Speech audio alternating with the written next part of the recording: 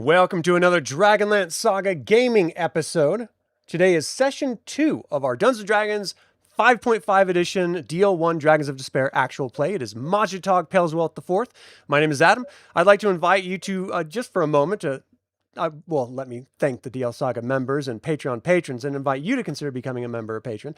You can even grab Dragonlance Media or get $10 signing up to start playing .games using my affiliate links. The majority of these Dragonlance maps in this actual play are by Ernie Noah. You can pick them up in the link in the description as well.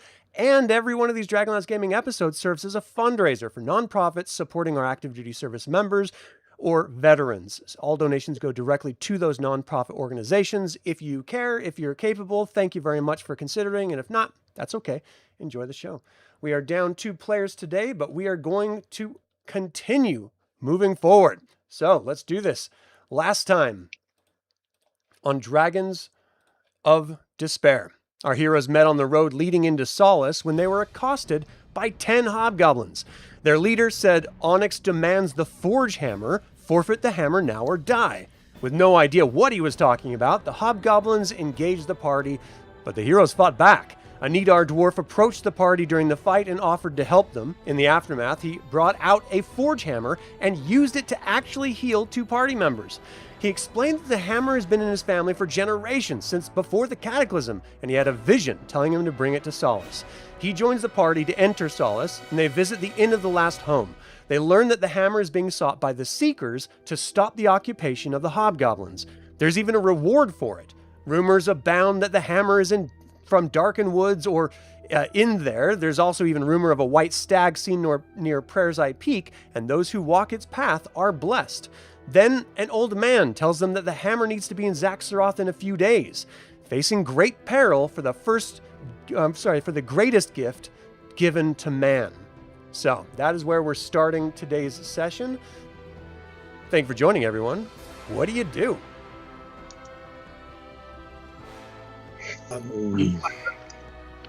My heart is in the forest, and so I have no desire to go to Haven in the cities of men. But I will do what the team says we must. But I would prefer Darkenwood or Zaxxaroth over Haven.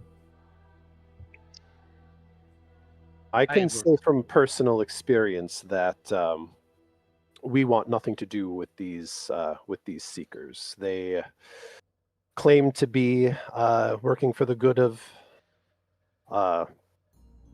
all folk and have everyone's best interest at heart, but from what I've seen, they seek what many organizations seek, and that is simply power for themselves. I do not think it would be wise to give them this artifact. Agreed. And I've learned that when anybody says they're here to help, you just run the other way. I'm not interested in taking the hammer closer to them either, no. Just so you guys know, I just shared the audio. I forgot to add that earlier. Sorry about that. So Tika comes walking out, and she sort of looks around the group. Well, is there anything else I can get for all of you? It is kind of getting late.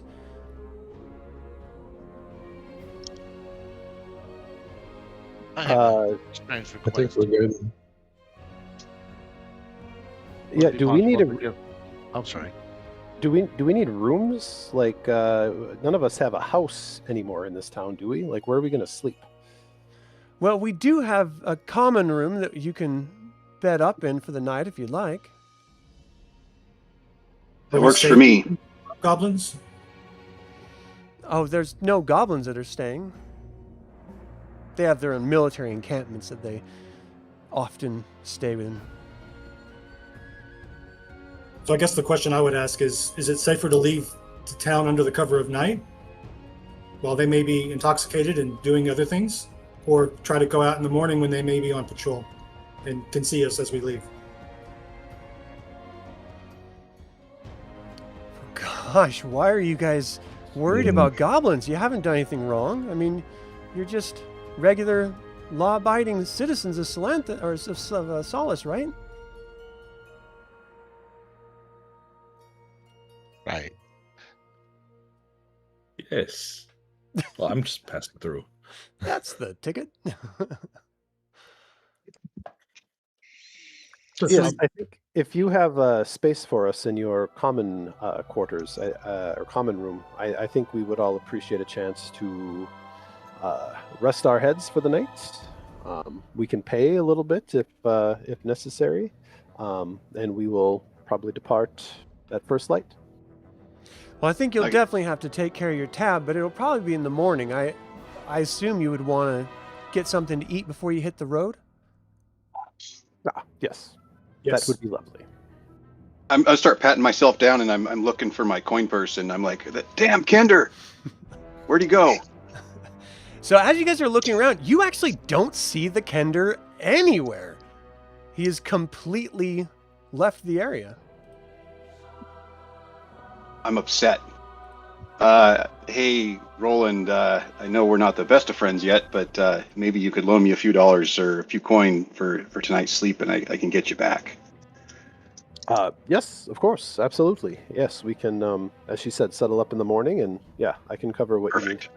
Thank you. See that guy in the corner with his wife? He's like, I forgot. I think the Kender took my pouch too. Do you guys mind taking care of our drinks and our food? Damn Kender. I would think better of that. I think we're good. You sure? I mean, he came in with all of you guys. I assume you're going to end up with my money anyway. You might as well just, take care of my meal in the interim. How much is it? You see his wife like, stop it, Fred. Don't be quiet. Stop. He's just kidding. It's fine. Stop it. You're embarrassing me. He's like, what? Blame it on the Kender. That's the greatest excuse ever.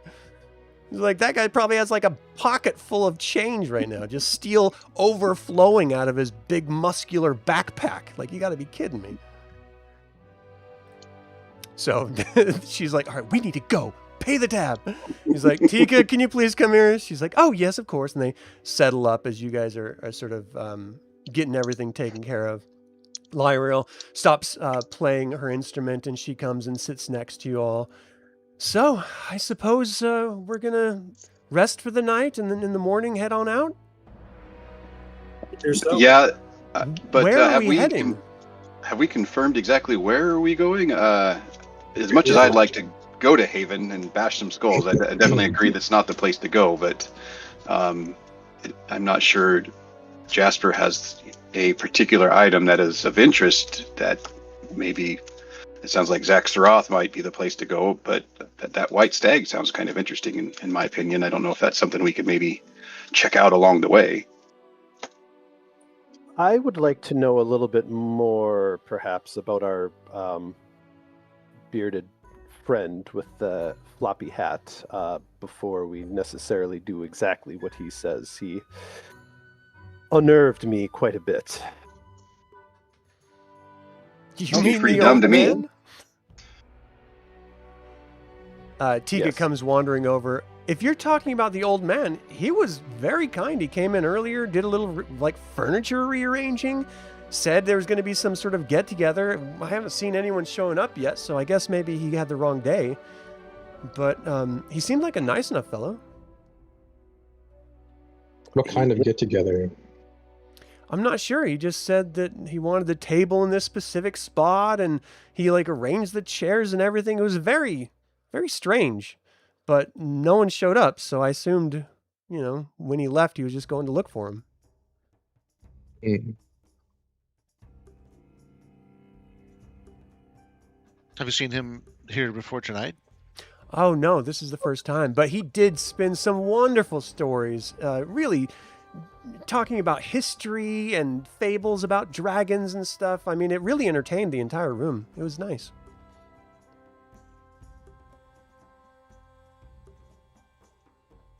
I'm intrigued by this white stag. I would love an opportunity to spot one. Good luck. Everyone that goes out hunting looks for the white stag. It's supposed to be a blessing if you see it, but outside of our little hearsay friend here, and she points to the little boy who's just sort of playing with that little toy that you gave him, Keljack. Outside of him saying that he heard about a hunter seeing him, I've never seen one. Of course, I've never gone hunting either. That might be another reason. I would support the white stag. I agree. Wow. As long as it's on the way, yeah. Well, hunting, if you're going to be hunting, you're probably going to want to take off before the sun comes up. I can get some stuff ready for you tonight, some dry goods, some cheese and some breads and stuff, and just sort of wrap it and have it ready to go. I know Odik is always in here before the sun comes up, just getting breakfast ready. So you can settle up with him if that's what you'd like to do. That's fine with me. I think that'll be fun. Okay, well, good luck. I did hear, the tale is that you're supposed to follow the stag. It's supposed to lead you to some sort of like glory or good fortune. You're not supposed to kill it. But if you see it, I mean, that would make quite the trophy. I'm sure the antlers, this time of year, it's fall. It's the season where they're going to be shedding him here before the winter. So now's going to be your last chance to get him. Although I'm not really planned on hunting. I would love to see one, and I mean, if they really exist, I would love to see that. Well, I'm gonna clean up the table here. Is there anything you guys need before I take off for the night? That's a glass of wine. Glass of wine? Okay. I'll be right back. So she heads out, and you guys are, free there. If you go out around outside of the inn, there's stairs going up to the common room that you could go up there to sort of chill in, or Odik is going to be open for probably another hour or so, just cleaning up and making sure everything is ready for the morning. But the kitchen is pretty much shut down at this point, aside from drinks. Once Tika moves away from the table, I'll say, yes, the old man did seem rather kind and good-natured, but when he was distracted by his hat, I attempted to cast the spell to read his thoughts.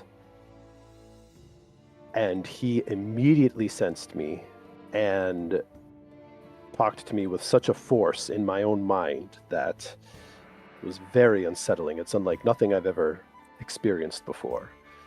So I agree. That bumbling old man did that? Yes. There's a lot more to him than meets the eye. And so, while I won't rule out Zach Surath eventually, I do agree that we should perhaps seek more answers about where this hammer came from. And perhaps the white stag is a sign of the gods that we've been looking for. Over my fireplace is where it came from. Well, yes. It's been there since before the cataclysm. True. Right. But do you know where it came from originally? Or perhaps there are more artifacts like that. As far as the old man goes, power can hide in the most unlikeliest of places. In the Feywild, something that looks innocent can kill you in a heartbeat, and can be very ferocious. And things that appear scary are not. So never never judge a book by its cover. So what is the plan if we actually do run into the white stag? Or we could just stand there and look at it? Do we spread out? Do we surround it? I don't want to get caught off guard. Follow glory. Yes, follow it. I agree. Okay. It says it's supposed to take you to a wonderful place. So, yes, I would agree that killing it would probably not be a good idea. One question: the child that was in the inn, did he look maybe like he was well taken care of? Maybe kind of disheveled? Did he look like he was in need of any kind? Everyone here looks pretty disheveled. And it's not as you remember. You guys have been in Solace before. Some of you have lived here for a little while. And while it is a working community, so it is working class, people's clothing reflects that. Everyone that you came in and witnessed was a little bit more worn, a little more patched holes, sewn rips in clothes rather than getting new clothes or anything like that. So everyone here seems to be a little bit more hard up than they normally are. And it looks like they've left. And as they were leaving, I would like to kind of maybe pull the boy closer to me and just kind of put my finger up, like, as quiet, and make sure that no one is paying attention. But I want to pull out my coin purse from tucked inside my tunic and shake out the last 2 steel into his hand. And again, quiet, and then just put my empty coin purse back in my belt. He sort of like jumps up with wide eyes. I mean, that's a lot of money. Like almost a month's, worth of what they would earn. And he's just sort of wide-eyed looking down. He puts his hand over. He's like, I can't take this. This is too much. Thank you. I think the toy, I love it. I really appreciate that, but I can't take that. I'll split it with him and tell him that'll be fair. He like just stares at it a second. He turns and takes a few steps away, and then he stops and sort of cups it in his hand, and he turns back towards you and just walks up and gives you as close to a hug as he can, because he can't reach around you. But he, tries to give you a hug as you're sitting there, and he just sort of says quietly, "Thank you, mister." And he gets back up and walks out.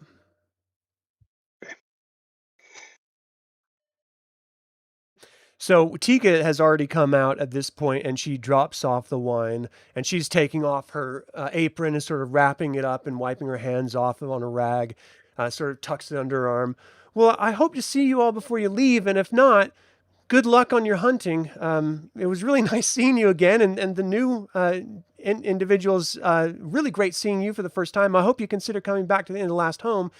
There's a reason we got the best ales in autumn, and of course, Odic has been working on his next ale batch, which should be out and ready in probably another 6 weeks. I hope to see you all again. She's like, bid you a good night, and she walks out as well. Good night, my dear. All right. So you're able to finish your drinks and go up to the common room if you'd like. Is there anything you wanted to talk about before morning?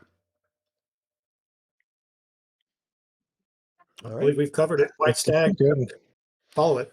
Yeah. So you wake to crows. I'm sorry, not crows. You wake to roosters before anything else, far below the canopy that you guys are up in the trees in. You just hear that sort of early morning call to work. And as you guys are sort of looking out across the canopy, out the window of the common room, across the canopy of the Valenwood trees, you're just seeing other houses. Small little candlelight is starting to glow in some of them. You're seeing like trailing smoke going up into the sky as the sun hasn't actually come out yet, and so it's still dark, but it's getting a little bit lighter. If you can barely see some of the sky through the canopy of the Valenwood trees all around you. And you can just hear the bustling of activity slowly coming to life. But again, it is still a little bit dark. The first thing that go ahead. The first thing that Roland does as soon as he wakes up, maybe the others aren't even quite awake yet, kind of gets up, stretches a little bit.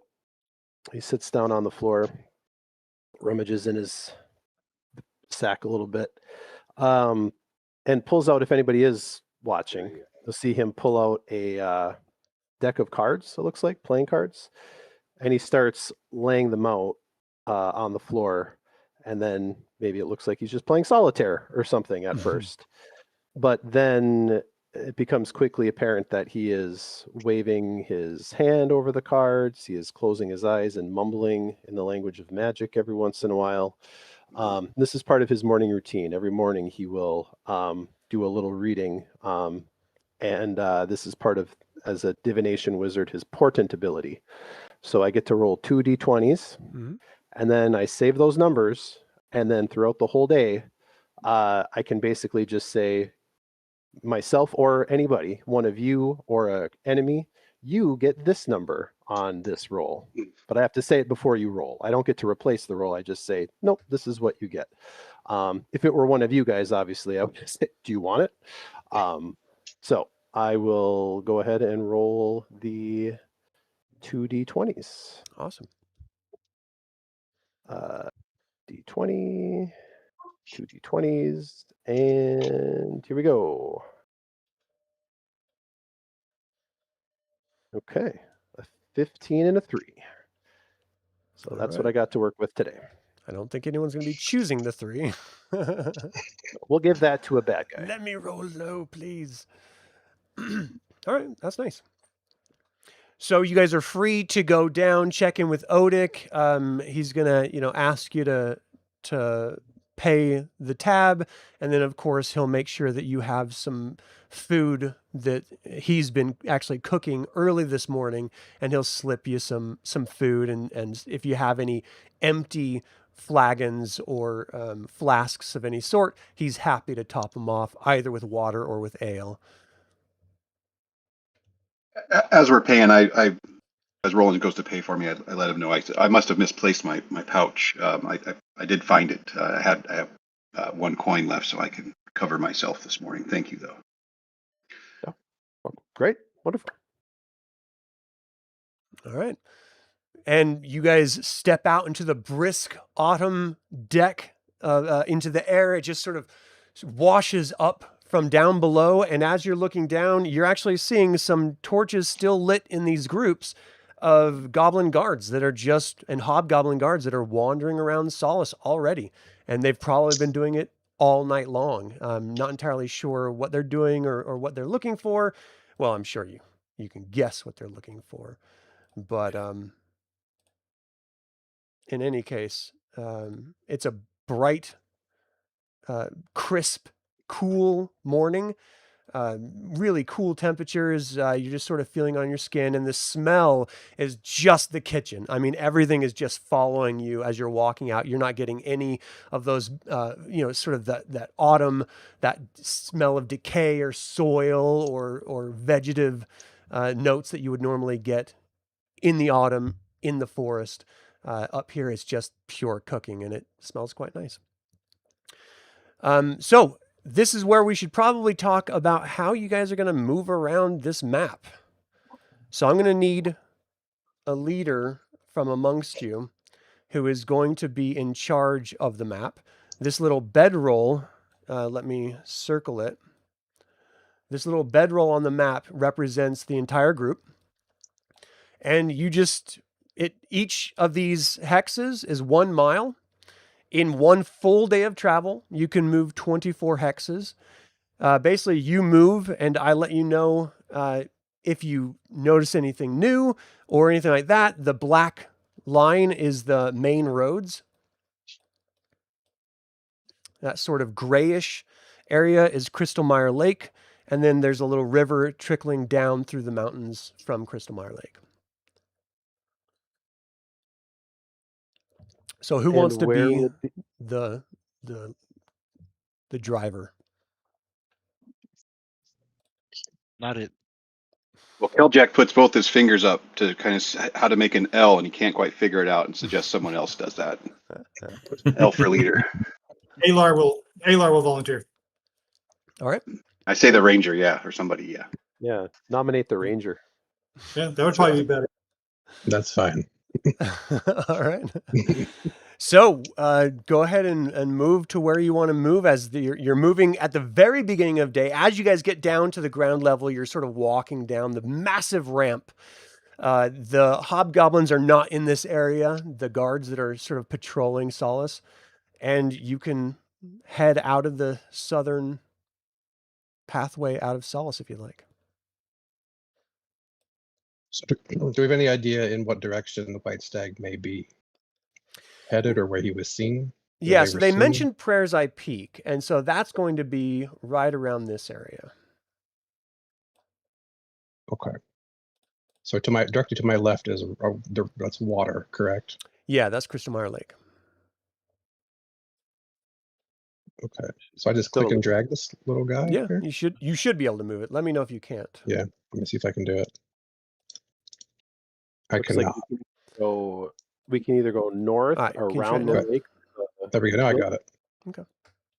So we just kind of go around. Oh, so you're going north. Okay. So as the first mile, the sun is starting to lighten up that sort of alpenglow view from behind you. coming up over those mountains. And as you go the second mile, it's pretty brisk. Give me 1 second here. And it's just a nice clear day. The sun is actually breaking over the horizon of the mountains to the east at this point, and it is just illuminating the entire fields that you find yourself in right now. So let me tell you what you're seeing here. As you walk into these fields, farmers and their workers tread through just massive fields of grain in the northern area from your location here. The thick wheat falls richly before the flickering scythes, and they're clearly just working. As they sort of see you in the distance, you see them turning their heads down, intentionally turning their backs to you as they continue going about their work.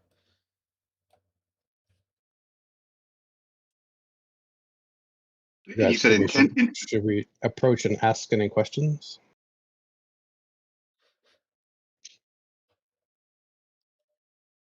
Would like to know if anyone's approachable. I'd like to maybe ask if they've seen any sign of this white stag or have any awareness of it in the area. Yeah, I agree. Or perhaps see if they've had any trouble with the hobgoblins. Perhaps they're familiar with the patrols. All right, so do you guys want to move further into the fields and try to approach them? Sure. I think so, yeah. As you start walking through the fields, again, you're just seeing wheat on either side of you as the grain is being illuminated by the early morning sun, and now you're getting that fresh scent of just wheat and soil and the autumn breeze. This is arguably the most enjoyable morning you've had probably since you've been traveling. It's just absolutely wonderful. And as you start approaching these individuals, they're sort of like looking up and then looking back down, and you hear them sort of whispering to each other before you get within range of talking to them or hearing what they're saying clearly. And you see one of them sort of stop, puts his hands down to his side, and he turns and takes a couple steps. You're still like 100 yards away, and he sort of like stops and he's just looking at you guys as you're walking through his field.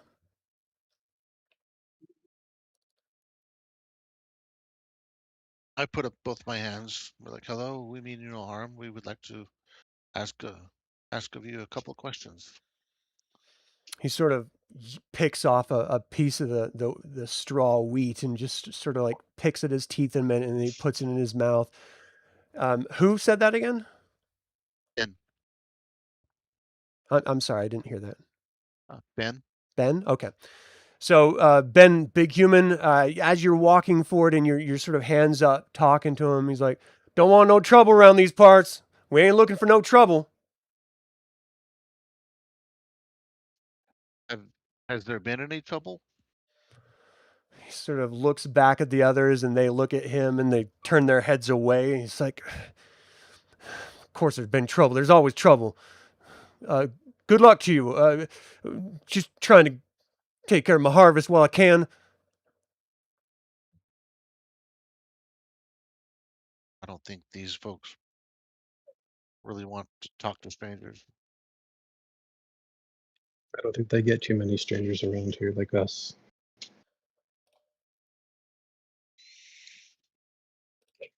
Sure. I just kind of interject and say, we just have a simple question. We're just simply some travelers going about our business. Mean you no harm. We're just a young boy has told us about a white stag in the area, and we're very interested in just observing it and seeing it. It's something that we've heard about as children ourselves, and are just interested to find more about it. And we're wondering if you've maybe seen something yourself. Look, mister. Nothing more. I don't know nothing about no white stag. We've got people fleeing their farms. We've got demons coming down from the north. We don't know what's going on, but people are disappearing at night from all of our camps and all of our homes. Look, you understand, we fear all strangers. We don't know if you're here to harm us or not, and we don't recognize any of your faces. So we don't know anything. If you could just move along and go about your lives, we're going to do the same. Is that okay with all of you?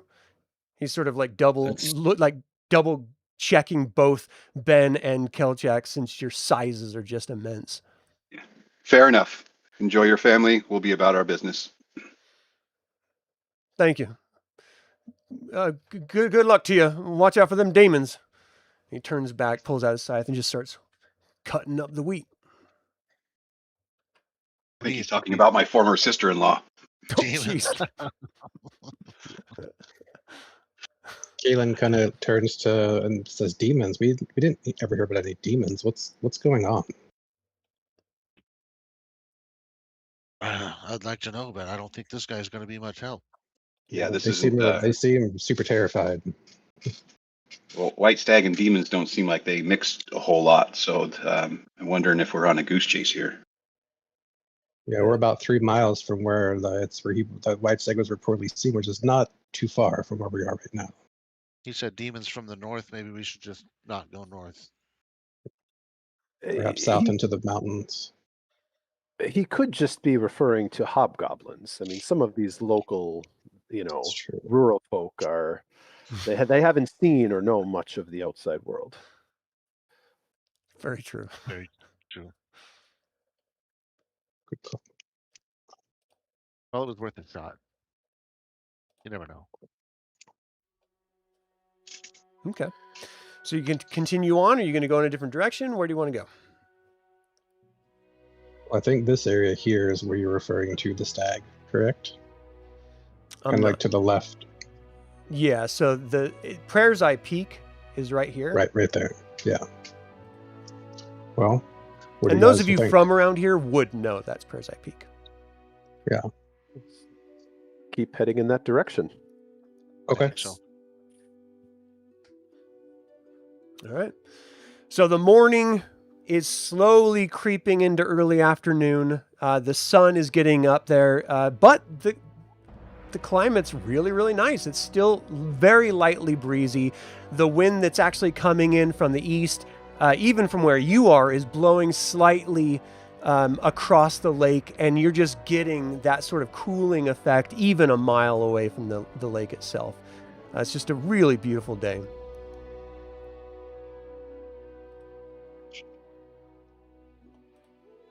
Just continue heading.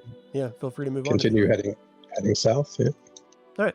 So a clear mountain valley sprawls about. To the northwest and southeast, thick Valen woods flash yellow and scarlet across the bright autumn sky. To the east simmers the cool blue of the Crystalmire Lake. Westward, the valley enters a canyon rimmed by granite cliffs.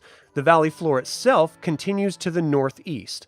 Some distance away, a group of huddled men pull a large cart slowly west down the Haven Road. They sway rhythmically. Coarse, heavy robes completely conceal their features. You notice that as you guys are slowly getting closer, and you're really not that far from the main road that goes from Solace all the way to Haven, just to the south of you, as you guys are slowly passing on it, you actually see these robed figures turn, look to your directions, sort of confer with each other, and one of them points towards you, and he sort of motions with his hand, and though they're still far away, they leave the actual cart there with two people, and you see 4 figures slowly start walking toward you. Can I do a perception check? Yeah. What are you looking for? Just anything that makes me, the robes seem odd. It's cold, but it's not that cold. It's a pleasant day, but they're wrapped up tight. I'm just curious if or is that an insight? What do you think? Well, give me a perception to see if you can see detail. Okay.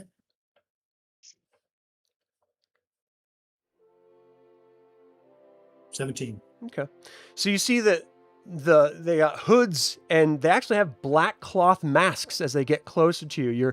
Your eyes are adept to seeing in distance and making it out even in this bright morning sun, but the actual direction of the sun is aiding in this. You see the black cloth masks covering their faces, heavy gloves shielding their hands, and thick leg wrappings covering their feet. Although it is autumn, they do seem a bit overdressed against the cold. As they, I guess at this point, how are you going to let them walk up to you? Or are you guys going to back away? What's your plan? I don't feel too good about that. Yeah. The fact that they're wearing masks, Keljack's going to just kind of put his hand up and say, hold there, stranger. They sort of stop. We don't want their any head tilt a little bit. We're not looking for any kind of trouble or anything. So, what's going on here? You guys are still, a good 100 feet or so away from them, as you tell them to stop, and they sort of look at each other, and you are not sure who is speaking because of the black mask, but you hear, "Good day to you, travelers. Please pardon the questions of an old cleric. Some days ago, our healing hammer was stolen from Zaxaroth. Now one of our flock is dying, and we desperately need that item to bring our brother back to health. He lies," and they sort of motion over back behind them. "He lies yonder in the back of the cart.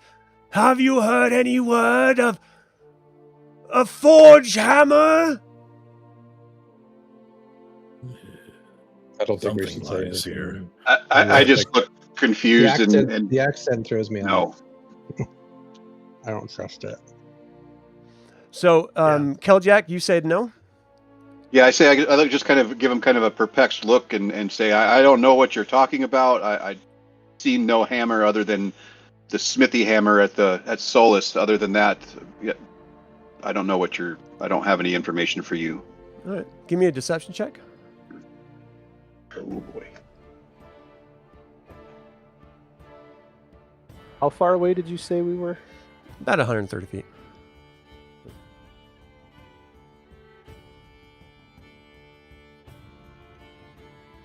So even though you don't feel confident in your communication to them, they sort of look at each other and their shoulders sort of slump a little bit, and they sort of bring their hands up.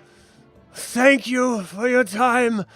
If you happen to see anyone with the hammer, we would very much like to heal our friend here. If you could send them to Haven, we would appreciate it." And they sort of slowly turn around and start walking back to their cart. Their attire is not familiar to us. Is that correct? I mean, it's a robe. You've all seen robes. Yeah, it's not like a uniform-y type robe like they're wearing. No. Yeah. No. Okay. I feel it's kind of odd. We're like keeping a low tone. It's like, so they were like super lying. This hammer has not been to Zaxaroth in centuries. I believe you. You find out now that he's just like a big liar and he just did a dungeon delve and stole it. Yeah. I'm still a little questionable of the guy, but he seems like he's not too deceiving, but I'm not 100% that he's telling me everything. His manner of speaking is odd. Yeah.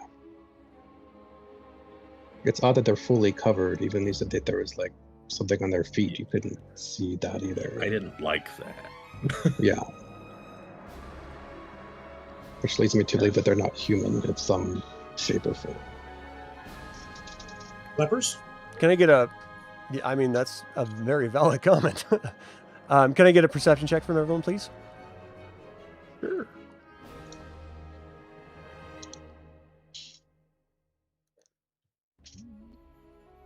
The dice be fickle. Oh.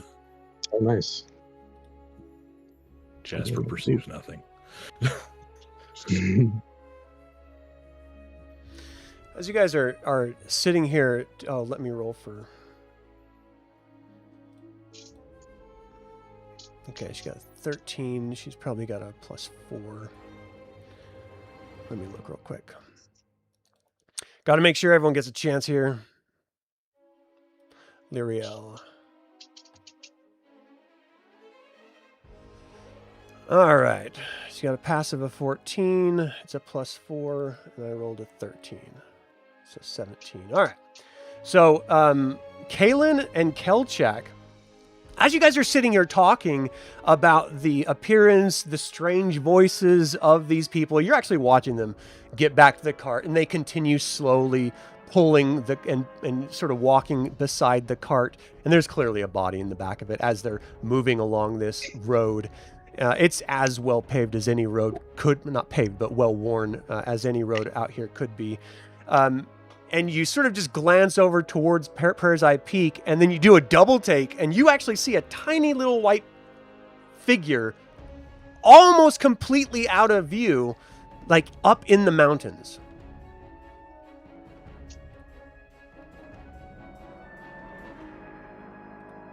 I'm like, I kind of tell the other folks, I'm like, hey, I just saw what I think could have been either the stag or some sort of white creature up in that direction there.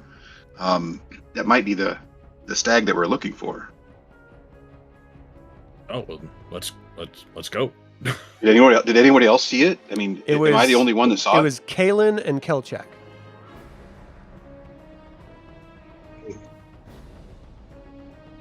I mean, my senses tell me that those individuals are probably looking for the same thing we are.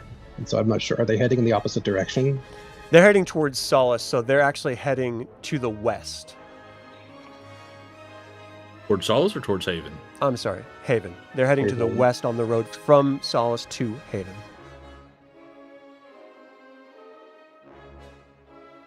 I mean, I'd say we let them get a fair distance away so they don't look back and perhaps see us heading into the mountains. Right. So, Kaelen, as you're just sort of eyeballing this white figure, as Keljack was telling everyone else about it, you see it sort of disappear behind some rocks or something up on the mountain. So it was there a moment ago, and now it's gone. Yeah, guys, I mean, I kind of feel like we should probably pursue it, but kind of use a fair degree of caution, because it seems like from the north and now from the west, within a mile of each other, we ran into potentially two dangerous situations, and this is kind of unknown, but just proceed with caution. Agreed. The only place it can take us is to glory. We should follow it closely. Keljack's very excited about this. Death and despair. So to the mountains we go. Death and despair. Death and despair. So clearly the road is cut into what is a pretty hilly mountainous terrain that almost instantly goes up into this mountain range. And high up, you can't even really quite see the peak because you're so close to the foot of the mountain.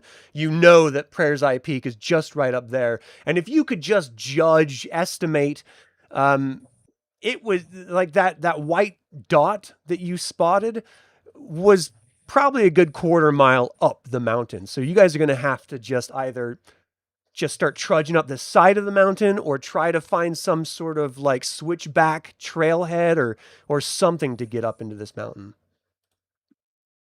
Luckily, the Rangers with. Yeah, I don't have any. Is there climbing gear? I have a rope. I do have rope.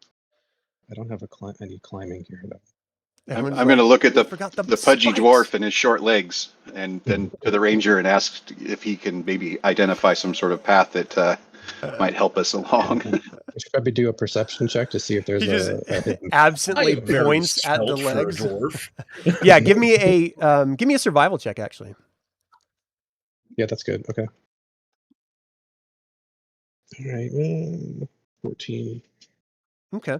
So you guys are sitting around for like 20 minutes as your ranger, Kaelen, goes up, climbing over rocks and gets into the mountains, clearly searching for some sort of trail. And you're just watching that cart go further in the distance towards Haven. The sun is slowly getting higher. You're hearing the natural sounds that you would in any sort of environment like this, sort of screech of a bird of prey as it flies high overhead, searching for some sort of squirrel. You're hearing the chittering of squirrels in the mountains, and you're just, the stiller you stay, the more to life this environment becomes. Just sort of awakening. More insects are sort of coming out and landing on you. Lots of mosquitoes. You're seeing a bunch of sort of biting flies and stuff swarming all around. Just traditional, life that you would find if you're not passing through an area in the forest or in the mountains. And Kaelen, you actually come across what looks like an animal trail. It took you a little bit to find it just because they don't come from the main road. Of course, they're either paralleling the road or, they have their own trails up. But you find one, you could probably get everyone up here, in like 30, 40 minutes or something, depending on their individual skill levels of climbing over rocks and, through brush and stuff like that. Okay. How far away am I? You're like From the 20, group? 20 minutes away from them when you find the trailhead or the animal trail. Okay. Well, I think I should probably at least mark where I am so I can find my way back. Okay. And maybe I'll talk to them to see if I want to bring a couple of them with me and leave a couple behind. I don't know if we want to split it, but I'll go back and talk to them. We'll see what we want to do. Okay. So do you want to mark the trail? Do you want to like break a branch? You want to take some leaves and sort of lay them in a pattern on the tree line, or how do you want to try to mark your trail here?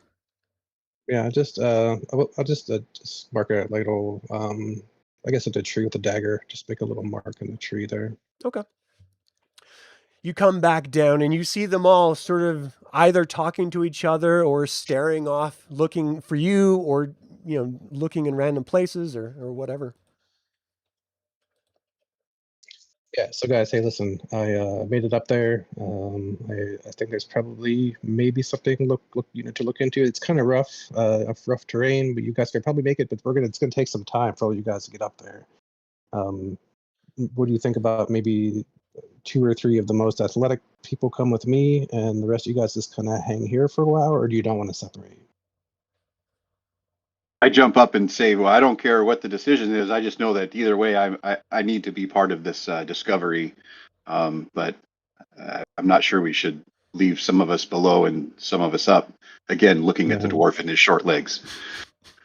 How much daylight do we have left? Do we know? I mean, it looks like it's about like high noon right now. Okay, so we have a while. Okay. So how long did you say it would take for each person to get up there? It'd take you about 30, 40 minutes, depending on ability level. Okay. Yeah, I really don't want to split up. But dwarf, what do you think about your ability to get up there in 45 minutes to an hour? Give you my name. You don't have to call me by what I am. My legs work just as well. I just have to move them a little bit faster. Okay. I think it's decided. I think we'll march back up to the mark in the tree, and we'll decide what to do from there. Okay. It takes you guys 30, 40 minutes, but you all get up to that mark in the tree. And Kaelen, you actually, let me just read this to you. The flaming colors of fall surround you, and an autumn breeze ripples through your hair. To the southwest, the white-capped outline of Prayer's Eye Peak soars in the distance, barely visible from here. A sharp crack splits the peak as though 2 hands were pressed together. Visually, that's what it looks like. And what you see as you're sort of looking up and you're just seeing the very tip of those split hand peaks, you note that way further up, and you're hoping that this animal trail that you found makes its way up there, but you do see a head of what clearly looks like a stag that is very pale and white and has these massive antlers sort of breaking up on either side of its head. It sort of turns its massive head down to you and then turns away and just lopes off into brush, and you lose sight of it again. It would appear the gods are with us. So it looks like the legends are true. Yeah. I think we should definitely try and follow it.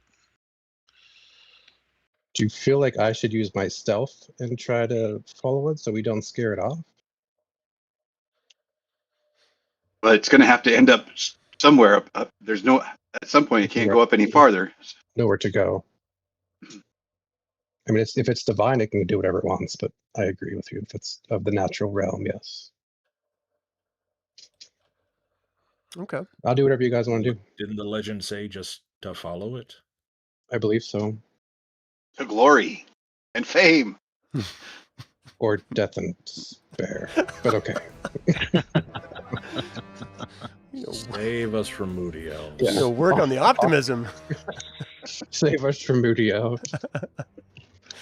All right, so you spotted it up there. You guys just start moving through this animal trail, and to everyone else, this does not look like an animal trail. Kaelen, you are absolutely certain that this is an animal trail, but no one else is used to doing this. Some of the elves, even living in the forest in your villages where you sort of grew up, at least there was like structure and roads, and the woods were weaved into the buildings. But this is it looks like you're just charging through brush, like scrub oak and aspens and pines, and you're just going like up a mountain, and there's no seemingly logical order to it all. But Kaelen, you are absolutely certain there is clearly a trail. Every once in a while you run across some scat, and you can see that it's relatively fresh, certainly from this morning at very least, and you're heading up. You travel for about another mile, which takes you close to the peak itself. And as you're switchbacking up these animal trails, you sort of get to the point where you're looking back amongst this entire valley to the north. You can see Crystalmire Lake in the distance. You can see those farmers as little tiny, tiny dots in the distance, and they're still out there working. And even further beyond that, you're noting that the sky itself, there's like a little haze to it or something. Nothing that you're used to seeing. I mean, one, you're not used to being at this elevation, but just in general. And depending on you guys' individual levels of health, anyone with a constitution of like 8 or under, you're completely winded. Anyone between 12 and 8, you're breathing really, really heavily, but you're fine. And everyone else, this is just another day of calisthenics for you. So you guys continue up to that sort of peak, and as you get between, the trail goes right between the hands of Prayer's Eye Peak. You're sort of standing there looking down from, facing to the south into Darkenwood itself, and it suddenly looks even more terrifying than all of the stories have been telling you. It's like the darkness is swallowing the daylight. And it could be just the shadow of Prayer's Eye Peak, or it could literally just be Darkenwood reaching out and claiming any light and swallowing it like a black hole. But it does not look friendly. And this is where, in the far distance, you see that little white body break through brush again, heading further down into Darkenwood. Oh dear. Yeah. Well, that looks like my old stomping grounds. Well, we did, and so Roland is he's actually pretty hardy for a wizard, from his days spent working in the warehouse for his father's business, but he's not very athletic. So as we've been trudging up this hillside, mountainside, he's been sort of at the back and like complaining and grumbling to himself a lot. He's like catching his robes on all this brush, and he's like got rips and tears in his robes now. He's just a little grouchy about being out in the woods. But upon seeing the white stag down there, says, well, we did perhaps want to check out both the white stag and perhaps Darkenwood. So the old saying about two birds in the stone. I was really eager about getting to this stag and the fame and the glory thing, but that Darkenwood doesn't look so fun anymore. Just that looks saying awful for a friend. Fame and that glory stuff is pretty cool, but I'm not so sure. That's capital B bad. And the further we get in, the closer we are to darkness, then there's no getting out till after dark. Abandon the quest.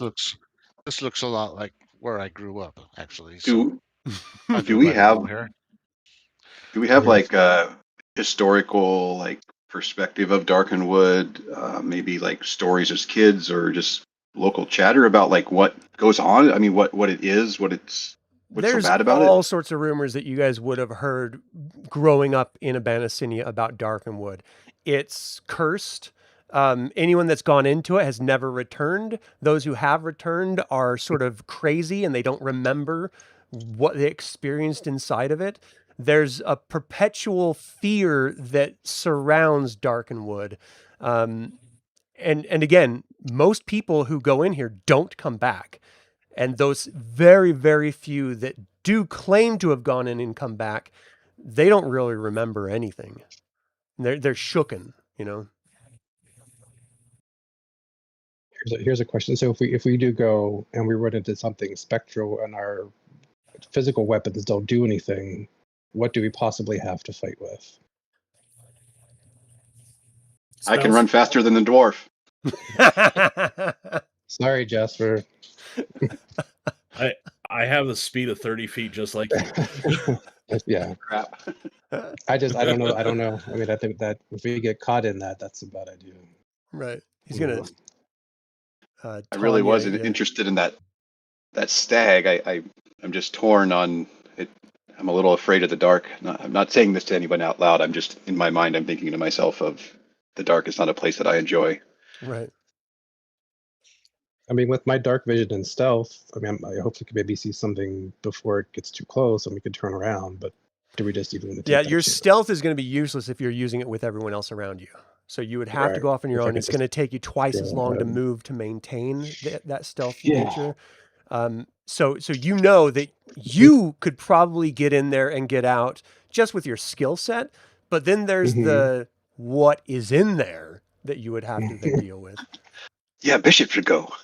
Like, are the rumors true? Could they realistically be true? You thought, dragons are, sort of myth, but people are talking about demons, all sorts of crazy things. However, you know for a fact that you saw a white stag, and that is something. And it's going deeper into Darkenwood. It's leading us. Most people say that you shouldn't go in here, but most people aren't us. All right, we've got several of us can cast spells. Nobody has ever seen this white stag or has proof of it for how long. I believe that this is a sign that we are meant to follow. We saw it from way back down there. Now we can just maybe the ranger can continue marking a trail on the way in. We just follow it a little further, and if things get too out of hand, we follow the trail right back out. What was that little kid doing way up here anyway? I'm a little annoyed that the wizard is a little more braver than I am, so I'm going to. Yeah, I agree. I think. Yeah, fame and glory. You guys hear this almost like on the wind initially before you realize its proximity, this sort of beautiful flute music just sort of drifting lightly and delicately. And you notice that Lyrael is actually playing a little bit in between, and you're starting to feel a little more confidence. And she sort of looks over at you, Kaelen, and as she's like sort of playing this flute, she stops for a second and just sort of musically notes, "You are going to be inspired, and you are going to choose the right path for us, and you will do this, and we will all get out of here safely." And she continues playing for a moment, and then she stops and puts it away, and she sort of looks at you. You have bardic inspiration. She looks at you with confidence, like, "You can do this, Kaelen." I was so worried the flute was coming from the Darkenwood. That's what I was thinking too. I was like, no way, dude, we're getting them out. Like some spectral flute, we're gonna get them out of here. Some weird new age band. Yeah. I mean, seeing how Lyrael hasn't said much, and I don't really know much about her. I mean, I don't really know what her intentions are, but if I feel like you feel inspired. Inspired me, right, to kind of go on ahead a little bit, and why don't we do like 100 yards at a time, and I'll see what I see, and I'll kind of Yeah. Do we do like a cuckoo if I what's like a warning sign if I'm like too far ahead and I'm like there's demons. Oh shit I usually don't know. works. Yeah, that's fine. We'll do that. So all right, just push me on a little further ahead and we'll see what Okay. happens. So you guys are following the animal trails down, and every once in a while you're actually seeing a little flit of white through the scrub oak and through the rocks, sort of leading you down even further. And as you go down, you're sort of on the descent side here. The mountain valley runs east and west between Prair's Eye Peak and a second ridge of mountains. Tall aspens, still green, well into autumn, shiver in groves about the valley. The vale itself is carpeted in tall, soft grasses. Both exits from the valley to the southwest and to the east lead into dimness of deeper woods. So you're seeing that this little valley in between these peaks that you're sort of walking along a ridgeline of this side coming down the mountain. You just see this beautiful forest. The further you get into it, the light is swallowed because you are in the shadow of not just the foliage, but also the mountain itself. And so as you're getting in here, it is getting darker, but you're still seeing that little white flittering past you. And it looks like it's leading you due south. I think I would just kind of do some kind of call or wave to get everybody up to where I am, and then we'll just kind of keep doing that piggybacking back and forth until we find what we're looking for. Okay. So as you slowly move continually south, it looks like it's now breaking off into the actual trees themselves. And from the point you actually break off of the mountain into the actual darkened wood trees, you completely lose sight of it. And now you don't see any sign. And it's been almost 25 minutes since you've seen it. But you So now are it's time deep for- in darkened wood at this point. Yeah, group chat. What are we doing, fellas? I'm going to be looking about the grounds, trying to find any tracks or any signs of. Yeah, and I can do a perception check +8 to kind of see if we can see any sense of anything, hair, Yeah. smells. Well, Ben, but go ahead and give me a but, perception check, and as well as Kaelen, give me a perception check. Can you have your bardic inspiration? Yeah, I if you want to do. use it. Does it mean I can roll again? Yeah, but you So I just gotta- have to take that D8 and add it to your total. So I take the D8. How do I get to that? On the map Oh, done. itself, and your character sheet is lower left-hand side. On the map itself is lower right-hand side, little polyhedron die. Yeah. I got it. Yeah. Oh, Oh, there you go. Nice. Okay. So, Ben, as you look down, you're like, is that a hoof print? And Kaelen, you look down and yeah, that is very clearly hoof prints, like almost equine hoof print.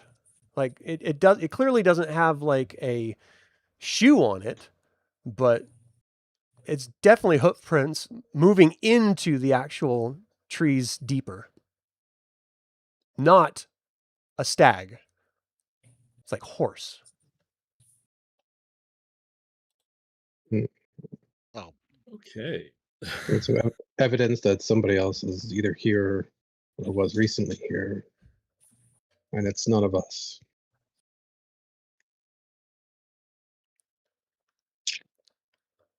do we have a sense of size of darkened wood? Like what scope of the landscape it encompasses? Yeah, you know from it's pretty well known from Solace to Haven. You're looking at like oh geez, what is that, like 90 so miles or something? it's vast. It's a vast, big area. But Okay. no one's like But mapped it out because no one goes here because it's cursed. So Yeah. Is the temperature off? Do we notice any kind of smells? you're getting that deep sort of decay smell. Though the trees, all the foliage, it looks like it's spring. Like they are in a completely different season in this little valley that you guys find yourself in right now. Even though you're getting that sort of moisture and decay, like after a rain and the, like leaves are just decaying underneath your feet, you're sort of getting that deep forest smell. Well, I'm going to maybe just mention to Kaelen, maybe this maybe isn't the stag, but it's something going this direction. And again, fame and glory, maybe. I'm just going to loosen my sword a little bit in its scabbard and just kind of say, we're already this far in. Maybe we should just continue on with what we're seeing so far. I think that's a great idea. Are we able to find additional prints to give us a direction? Give me a survival check, Kaelen.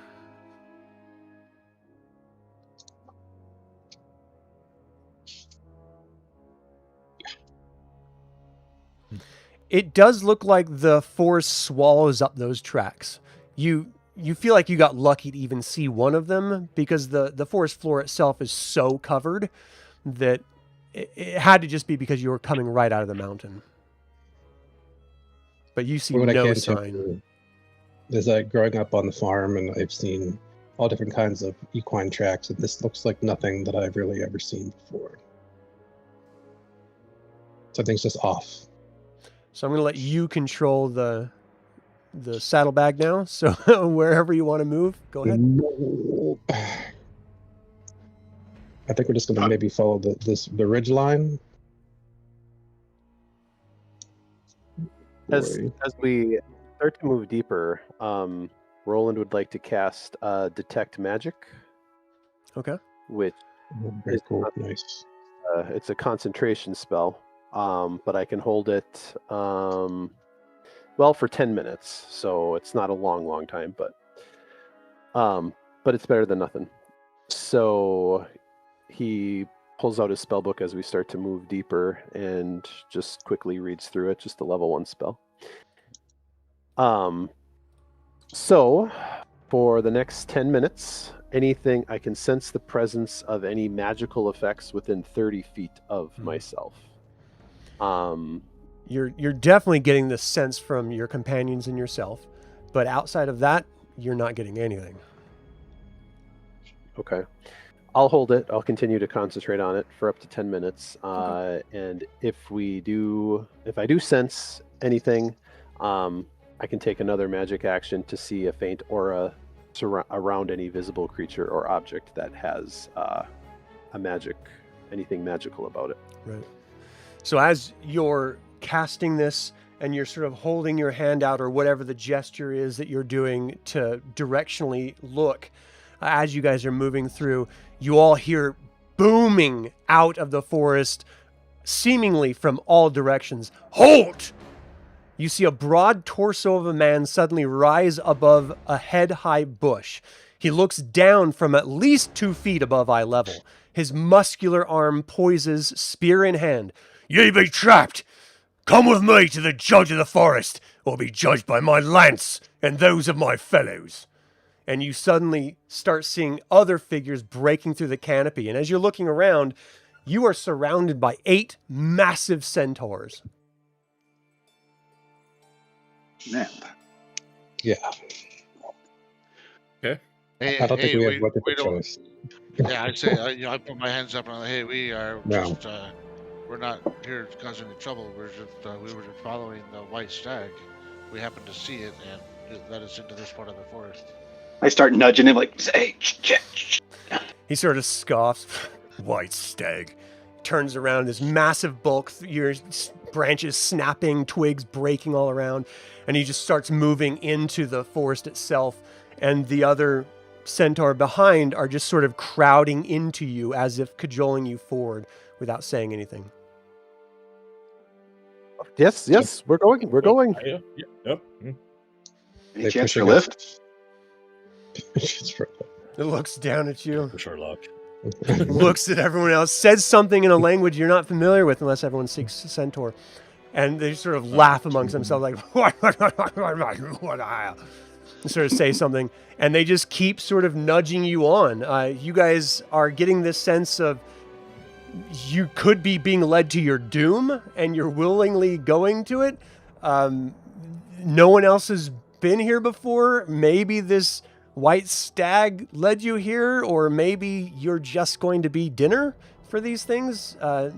Someone give me a history check, or what would be a good one for lore about centaurs? Give me a survival check, Kaelen. So Roland with a 17. Ooh, 19 and 20. Nice. Yeah. So you guys know that centaurs are very tribalistic. They're really primitive as well. And most people don't engage with them because the centaurs don't want to engage with other people. They keep to themselves.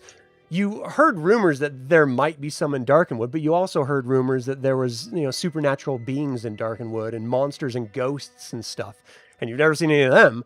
So, you should probably figure out some sort of manners system. You want to make sure you're polite so that they don't take offense, because their ways are clearly different than all of yours, but they don't seem aggressive as much as they are on guard. And they are, I'm sorry, go ahead. Oh, so that's a good sign. Yeah. So you guys are walking for almost the rest of the day. I mean, the sky is dark. The canopy of trees above you is preventing any light to break through. But when you are normally seeing small shafts of light breaking through the canopy on trees or limbs, you're not seeing that anymore at all. And the breeze is just getting colder and colder. And sometimes you're passing through these pockets of odd warmth and then pockets of odd freezing temperatures. And you have no idea what direction you're going in at this point. Maybe Kaelen, if you want to give me another survival check, you can keep a sort of direction sense about you. But you guys have been walking at least for 5 hours through this foliage. And Kaelen, you're keeping a pretty solid, direction sense here. You're heading south, you end up heading west, and you're heading northwest at this point. And you get to around a bend, heading due north at this point now. And you see craggy canyons climbing steeply among the peaks of the Sentinel Mountains, clouds racing over blue-green mountain glades. And as you sort of walk in to what looks like this sort of cove that's just nestled, nicely surrounded, ringed by these mountain ridge lines, the dense oak forest suddenly opens into a forest glade. Soft green grasses carpet the floor up a hillside, at the top of which sits an outcropping of rock, and atop this overhang stands a majestic unicorn, its head raised high and proud, but a strange sadness in its eye. And it just it's high above all of you, just sort of looks down, and you see all the centaurs bow their front legs down and sort of bow their heads, and they all leave you and head down to the south, so that you are just sort of isolated and alone looking up at an effing unicorn. Now, Oh my God. this is not something that you guys see every day. Right. Yeah. Jasper follows the centaur's lead and bows to the nice unicorn. We should bow. We should Hopefully nice. definitely bow. Yeah, definitely bow. Aelar does the same thing. He's transfixed by the beauty of the beast. It sort of Likewise. sweeps its head down at you. Go ahead. Oh no, I was just saying I follow suit and Okay. go. As it leans its head down, looking at all of you, its mouth opens a little bit, but you're actually hearing it. A little more in your head than out loud, but you're certain it must be also out loud. And you just hear this voice. I am the forest master. You have entered my great forest. I grant you passage and the aid of all creatures while you remain within our borders. And it sort of rustles its head. You just hear this little as it shakes its head and sort of stamps its front feet a little bit. And it sort of disappears coming down off that little outcropping. And it sort of breaks through the foliage seemingly almost right in front of all of you. And it looks at you, and the light is sort of reflecting, and there is no light, but it's reflecting off of its horn as if it's almost glowing in some way. And it looks at you. Some days ago, a great and glorious being came among us. He held great wisdom and power, rare in the land today. He foretold your coming and left you a message. And the Forest Master sort of walks into the foliage again, completely disappearing from you guys' sight as you're sort of like looking around, a little unsure how to handle yourselves before you can make a conscious decision to start talking to each other or moving around or anything. You hear the voice coming from behind you as it breaks through the canopy as if it just circled right around you. You must fly straight away across the East Wall Mountains. Within 2 days, you must be within Zaxxaroth. There, if you prove worthy, you shall receive the greatest gift given to the world. Those were his words. The greatest gift given to the world. And it goes back into the foliage, and you see it appear back at that massive perch up high on the rock above you. And it just sort of looks down at you. I look at the rest of my compatriots, and I'm like, I don't know how to fly. But apparently, we're going to fly. They fly. Have you ever seen a unicorn? I haven't never seen a unicorn. I'm like freaking out.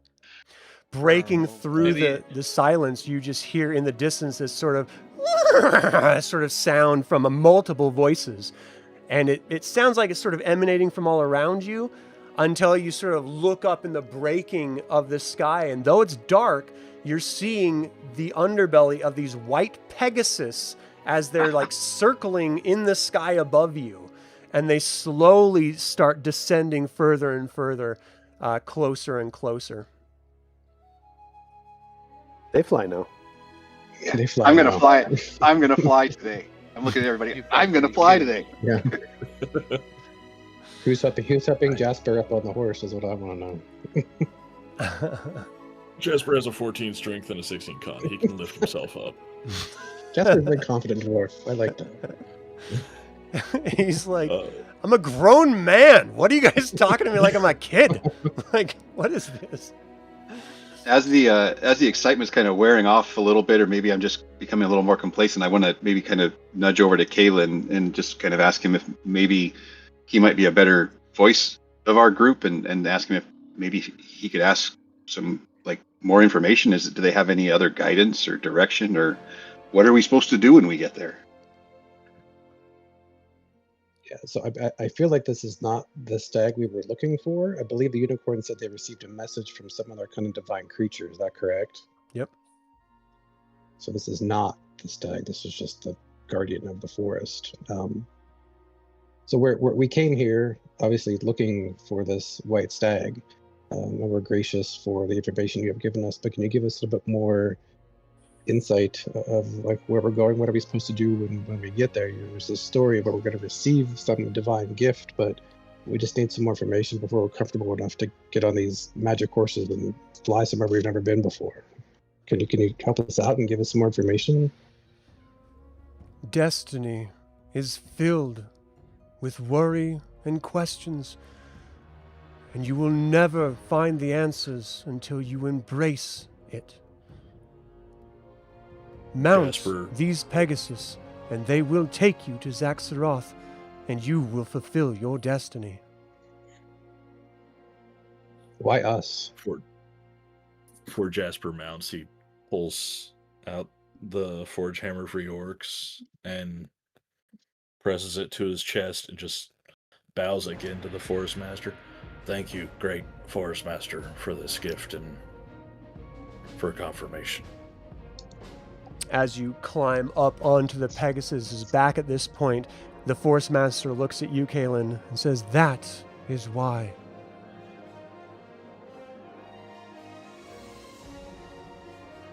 Hi-ho silver away. Nice. Ye old MacGuffin carrier. So does anyone not want to mount one of these Pegasus? Oh, absolutely not. I want to jump on it right now. So you guys get on, and the Pegasus are very, they're sort of moving around. They're uncomfortable having anyone on their back. And it takes a couple sort of steps, gallops, and to hop into the air. And these massive wings press wind down and just lift up. So for Keljack, when you first go up into the air, give me a dexterity check. Okay, as I do it, I'm going to pull my hand up in the air and I'm going to yell to fame and glory. Hopefully to your death. Hopefully this is a good idea. That'd be hilarious. He just falls and dies. Yeah. Pretty good. So as it moves up, you sort of grab onto its massive neck, holding onto some of its mane. As there's no saddle or anything, so you're just sort of like moving around it at the mercy of its own sense of balance. And you hold on tight as the wind is just whipping past your face, and you immediately break through the canopy. Roland, can I get a dexterity check from you? Oh, I'm I'm just not going to very fail good at terribly. that. I'm going to go ahead and use my 15. All right, that's fair. I saw this in the cards, so this was good. Right. You hold on tight and you lift up and your stomach drops down to your guts and you just, oh God, and you just, the force of it, you've never fallen before. So this is a big, big deal. Jasper, can I get a dexterity check from you, please? Yeah. I'm super great at these so it's just a flat roll. A nat 20, I knew it. What the heck? Your center of gravity is the Pegasus. So you just lift up, you almost bring your arms out. He doesn't even get on. He doesn't even get on. He just flies himself. Right. Ben, you're up. Can I get a dex check from you, please? Wouldn't be able to use an animal handling check, would I have actually proficiency All in right. animal handling? I'll go with that if you're proficient with it. Oof. Oh, God. So you're holding on to, you're like, oh, do well, come on, horse, horsey, do this right. And it lifts off and you slide toward the back and it immediately pushes its massive wings back. So you sort of flip forward and smack down on its back. Your head is sort of right next to its neck and mane and you're just gripping onto it with all your life. Your legs are wrapping down its haunches as tight as you can. And it's just, it's like making a bunch of movements and you sort of, it's almost as if it's swishing back and forth intentionally, trying to mess with you now as you're gripping it incredibly tight. Aelar, can I get a dex check from you? Yep, coming up. Oh, man, you don't want the Pegasus to think we're stupid. Be cool, man. Aelar, you're holding on. You've seen everyone else, and you're like, okay, I'm just gonna hold on to its mane, and we're gonna be fine. And you lift up, and it's very exhilarating. Your stomach drops out. And you swear in the darkness as you sort of lift up, you see these sort of ethereal, almost like pale blue figures just sort of looking up at you as you soar across the tree line. Kaelen, can I get a dex check from you? Where are we seeing these blue figures? Only Aelar really noticed it, but it was just in the canopy of trees, okay. on the ground through the trees. Kaelen, it's a little precarious for you as the Pegasus lifts off after everyone else. Only Lyrael is still on the ground. But as you lift off, you slip a little bit. You just sort of pull a little bit tighter. The neck of the Pegasus sort of pulls back, sort of turns its head to the side, sort of, talking smack to you a little bit, like, calm down, just hold on. And you continue to lift off into the sky. And then we've got, last but not least, Lyrael, and with a 21, she's just holding on and she starts singing as she breaks through the canopy. I believe I can fly, and it's breaking up into the air, just elated, completely happy. So as you guys are breaking through the canopy and flying over the forest, and you can see the forest extends all past your skyline, your eye line, like all the way to the horizon as the planet naturally curves. That's right, it's not a flat Earth, people. As the planet naturally curves, you're seeing Darkenwood in every single direction. And the moons are sort of coming out and starting to rise from the east. And as you're moving, you're sleepy, like it's just hitting you hard. So I need everyone to give me a Constitution check. Saving throw? Or check? No, we're going to do well, yeah, we can do a saving throw if you want to do a saving throw. That's fine. So a con save for Jasper. Jasper, you just yawn, lay your head down on the back of the unicorn, and life just goes into sleep for you. Let's see, with a 14, Aelar, you're fighting and you're staying awake. Keljack, you're fighting to stay awake. Kaelen, you immediately just crash as you get up there. Ben, you're yawning and you're going to sleep as well. So let me roll for Lyrael really quick. So she's fighting as well. For people who stayed awake, go ahead and give me another con check. You see Lyrael drift off as you're soaring through the darkness. The wind is rushing past you. Aelar and Keljack, you both eventually give in to sleep as well. Let's talk about the moons really quick. As you're sleeping, you're sort of reliving these dreams of what you've experienced thus far, traveling into Darkenwood, and you're trying to remember exactly what caused you to go into Darkenwood. And then you're trying to remember how you found, even in your dreams, you're trying to remember how you found this unicorn or how you got onto these Pegasus in your dreams. It's all just sort of vanishing from your mind as you're leaving. The moons of Kryn are all moving about their massive procession at this point.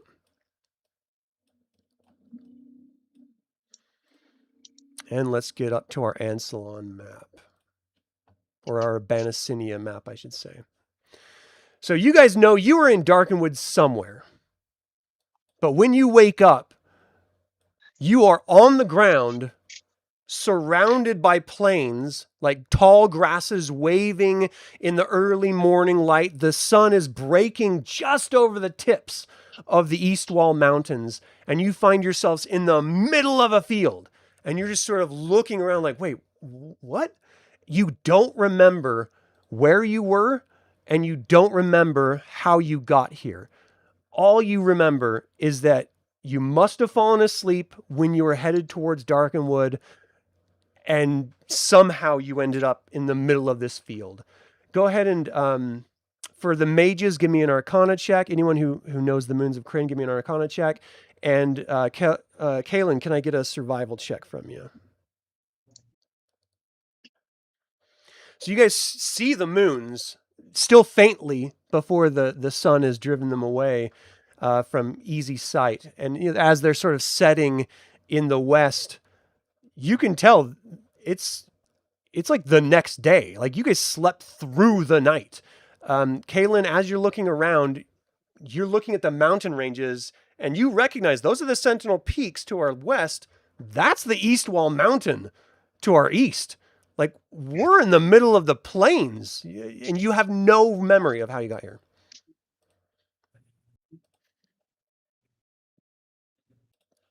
I mean, at this point, I'm kind of just dumbfounded. I mean, I'm familiar with the landscape. I just don't really know how it came to be. Does anybody have any idea what's happening? We went into Darkenwood, and it all gets a bit hazy from there. Yeah. Well, something happened because I don't sleep.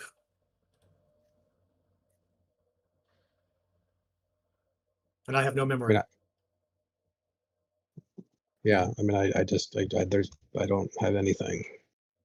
Yeah, I don't know. Maybe we ate something that kind of gave us the funnies. I'm not sure. There's plants and things that I've come across in my travels that have made me feel both very, very good and very, very bad. Maybe we ate something. I do remember going in. I just have no idea how we got where we are here. I don't seem harmed. I don't see any wounds on myself or feel anything other than just a little off. I think I'm okay. Are we still in possession of the hammer? Jasper checks. Yeah, it's still there. I think we should go look for the white stag. Well, that's right. That's what we were doing. I think we did, didn't we? Did we do that? Yeah, give me an insight check real quick. Anyone who wants to roll it.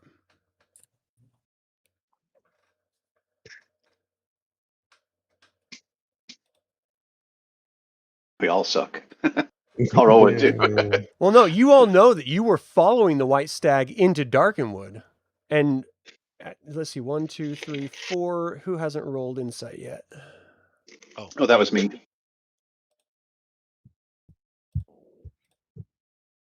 Nice. 16. So, Keljack, you followed the white stag, and it must have actually led you into Darkenwood, into those centaurs' hands. Like, you feel like that was clearly where the white stag was leading you. In retrospect. I can remember. Oh wait, no, you don't remember the stags. No. Yeah, you certainly remember following the white stag into the mountains. That's true. And you do feel like it was leading you into Darkenwood, but from that point on, you just don't remember. Sorry. Yeah, I think I'm just, I'm telling the rest of the team, I think I remember following the stag. We got on its trail and got close and into the Darkenwood, but after that, I lose complete track of what happened next. Somehow we got here. Maybe this is the next step to fame and glory. So a chill biting wind cuts across the flatlands. Carrying on the wind from the east is a sharp smell of burning grass. As you're sort of... Real quick, yeah. Did that count as a long rest for us? No, you would have been jostled around, and it was a magical sleep. Gotcha. Okay.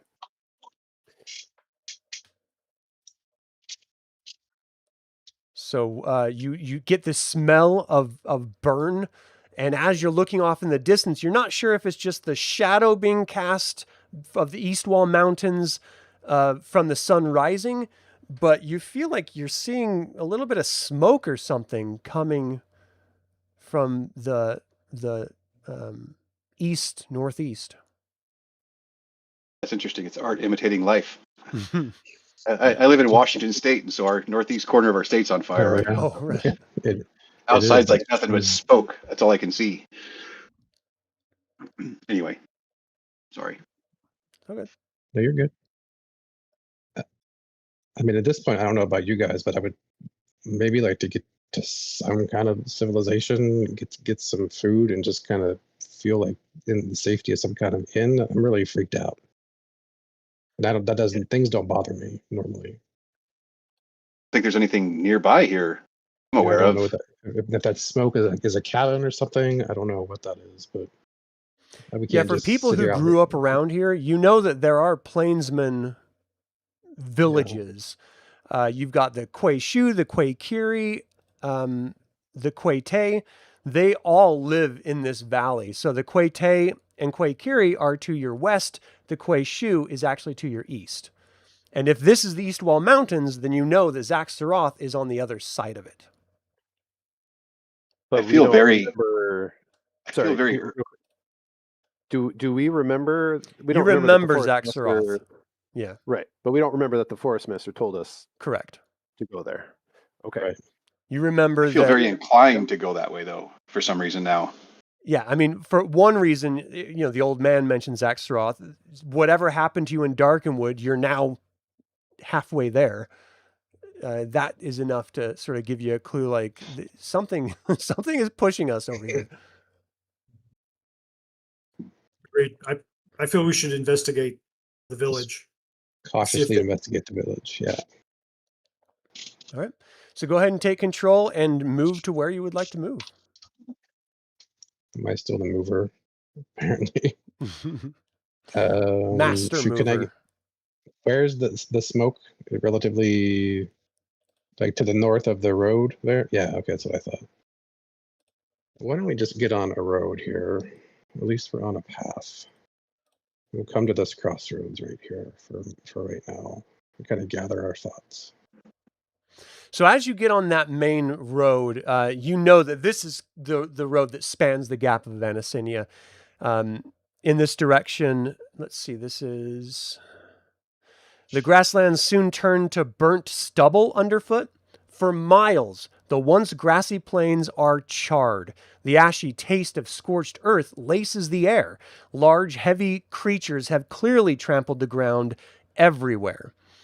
Roll a D100, Kaelen, for me, please. It's a big one.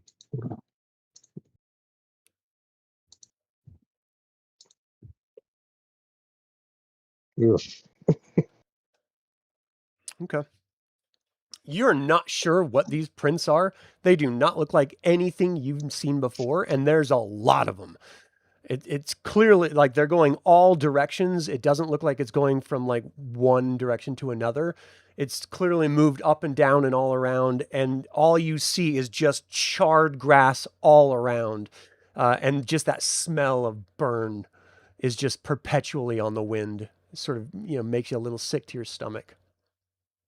You know that the Quaishu village must be very close. And if this is all charred, there could be trouble there as well. But you also know that the road travels east directly through to on the other side of the East Wall Mountains. But there's also a main road that heads south. There's a road that heads north that goes up into the coastal regions of Abanicinia. So it's not like there's only one direction to go. You've got the only civilization around is the Quaishu tribe. And then if you wanted to travel anywhere else, you're free to do so. I mean, like giant footprints and charred wreckage or anything's what means one thing to me, and that's dragons. So I don't know what you want to do. Well, dragons are we don't myths. know. I mean, that's... Yeah, we don't know dragons exist, right? Okay. I don't know. Do we? No, Let's find out. After 1,000 years, no one's seen them ever. I suggest maybe to the group, I'm like, I know that there's villages nearby. I'd like to maybe just see if what's happened. Are the villages still in existence? Have they burnt down as well? Is anyone alive? I mean, maybe if anything, maybe we can find some survivors or a village and at least tell us what's going on. What's caused the fire? How did it looks like it's wiped out the whole entire, as far as I can see. Right. Yeah. Well, it's only about a mile away from that crossroads in front of you. So if you wanted to head toward it, you can. So as you walk into this area, chill winds scatter the smoke from dying fires in the midst of the village. Birds wheel over the motionless village, descending slowly among the huts. Everything else is still and quiet. And as you walk into the village, they're gone.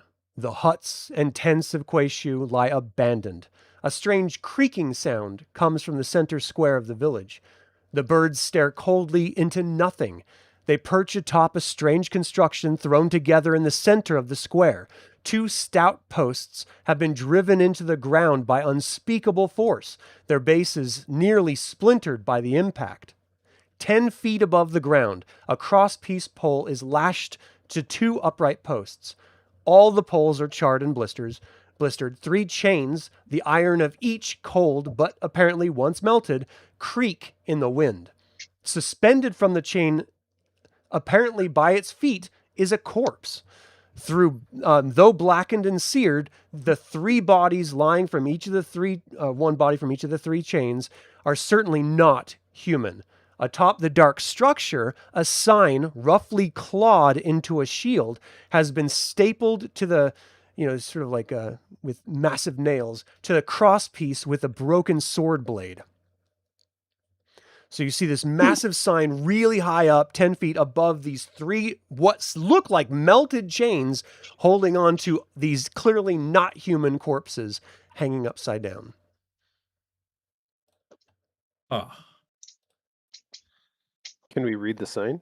Give me a what I percentile was- roll, please. Anyone who wants to try to read it, go ahead and give me a D100 roll. Yeah. Alright. You're sort of looking up there, squinting your eyes, trying to see. Hmm. I'll have Lyrael try here. My rolls are not coming through when I roll from there. Are you guys seeing them? I can't see it. No. What is going on? So no I one see can it. actually Yeah. see I see it the from note. down here. Like clearly there's something written, but it's really hard to tell from the angle that you guys are at. Would getting closer help? Yeah, or bringing it down or going up to it or Right, somehow getting a better vantage. Did I roll a I- 98 on that? Yeah, Kaelen rolled a 98. I rolled a 98. Yeah, that's good. It's the low rolls That's that really we're looking for. Tiny. Oh, you look- Um, Yeah. I can walk up to it. Well, is it daylight right It's now? early morning, so you guys are getting deep shadows as the sun is breaking over the East Wall Mountain. Okay, I can cast levitate in Okay. dim or low light situations. I will hover up 30 feet and see if I can read it. Okay.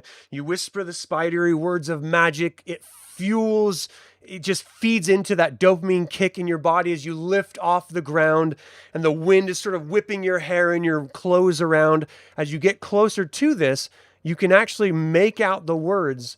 It says, "Know ye, my servants, the fate of those who take prisoners against my will. Kill or be killed." Signed, Verminard. Who's Interesting. Verminard? Yes.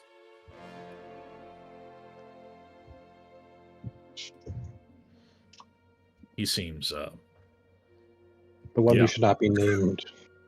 Are we aware of this name? Have No any one of has us ever heard of it before. I've not heard of that name. And as you're up here looking at this, you can tell, like, these posts have all been burned just like the ground around you. And as you're up looking in this sort of 360 vantage, the grass burning goes as far as the eye can see. You know, you can see about 3 miles into the distance. It's completely scorched all around. And these massive tree posts did not grow in the ground here. Something physically drove them in, and they're so large, rising up 10 feet each. There's no way humans could have moved this up and then hammered it into the ground like this. Like, there is some force behind this that does not make any logical sense. I have to bounce for like 5 minutes. I'll be right back. Okay. No problem. No problem. Thank you. We hope. Can I take a closer look at the creatures that are hanging upside down and see if I can identify or? Yeah, at least as get you're a getting idea of closer what and they you're are? sort of examining them, Ben, you're noting that they actually look like hobgoblins. They certainly are starting to smell like burnt hobgoblins.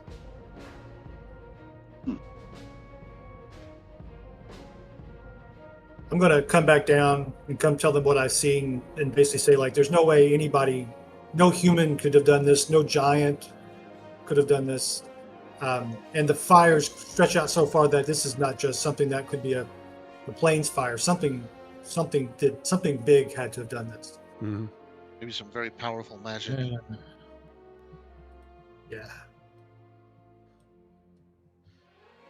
Or Keljack after some dwarven spirits. Yeah. So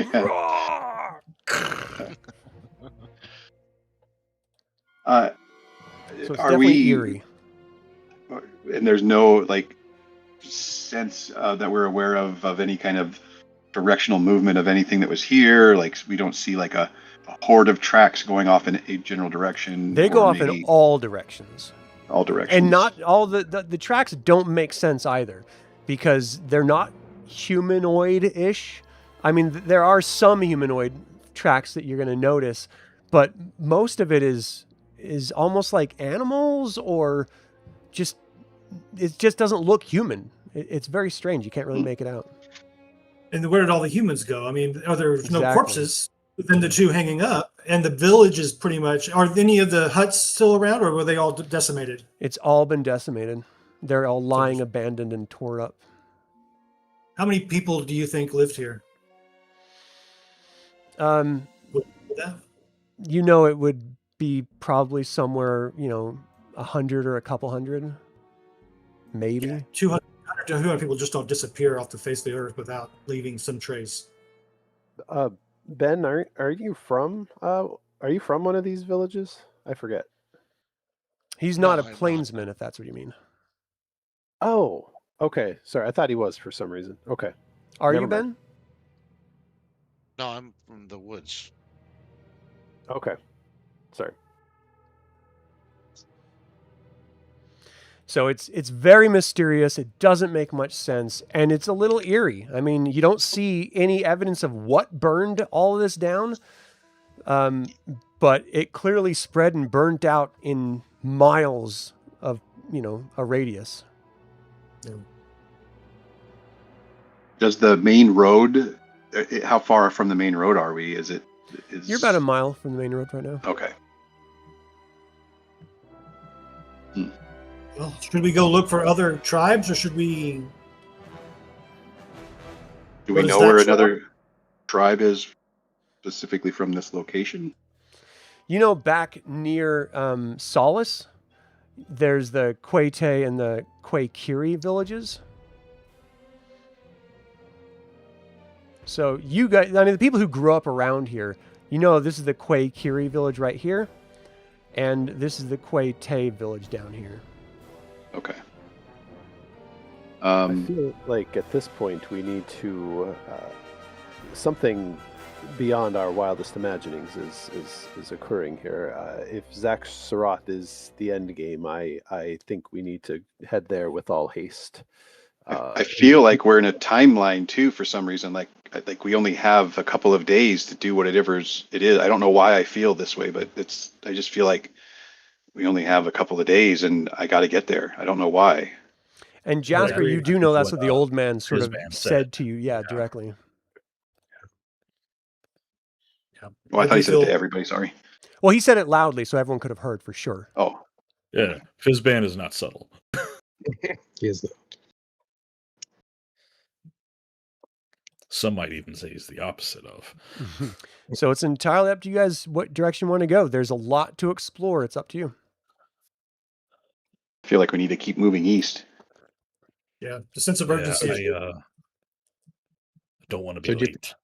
Do you prefer we take the main road, or would that leave us exposed with just out in the open? I mean, you guys haven't seen anyone. That's the kicker. That's the crazy part about this. Is like you normally would be seeing merchant wagons traveling the road. You would see plainsmen, children playing. Like you would see life. You don't even see animals. You don't see birds flying in the sky. You're not hearing the chittering of small woodland creatures anywhere. Like it is absolutely desolate and everything is scarred. You're just smelling campfire everywhere. And there's just sign of just death and loss all around you. I would recommend we stay on the road. We can move quicker, and we can always, we can send the ranger up ahead to scout and let us know if we need to get off the road. Okay, we will do that. Okay. So let's get to the road here. So as you start moving to the road, you're traveling a few miles. I'm sorry, go ahead. Just going to get to the bend, the curve here. We'll kind of stop right here. Okay. Everything is just totally absent. You're not seeing anything. And as you're getting closer, as approaching the East Wall Mountains at this point, you're actually seeing that the burning is starting to go away and regular, life is returning the further away from Quayshu you're actually getting. As you approach this mountain range, here the canyons of the Forsaken Mountains, a lonely ancient road lies broken and abandoned. Yet the grasses and weeds growing between the broken stones of the road are trampled flat. a cold wind drives out of the east. And for Kaelen, my stuff is not showing up. I'm going to have to roll it from Lyrael's sheet. All right, so Kaelen, where is it? You actually see there's tracks of human plainsmen walking to the east on the ground, and you're also seeing like heavier tracks of that other footprint type that you noticed all around the Quayshu and the crossroads back there. But it's very much like some of the group, if not all of them, some of them were definitely heading into the east on this same road. Can I tell, are there more human footprints than not? Or is it the other way around? It looks like a pretty decent mix, to be quite honest.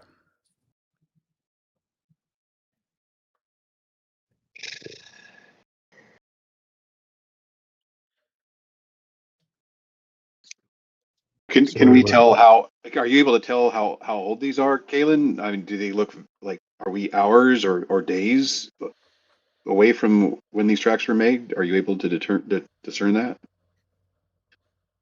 As you're sort of looking at it, you can tell that it's definitely within a couple days for sure, but it's not like this morning. Maybe we should make haste and see if we can get a little closer but do it cautiously to ensure that we aren't seen.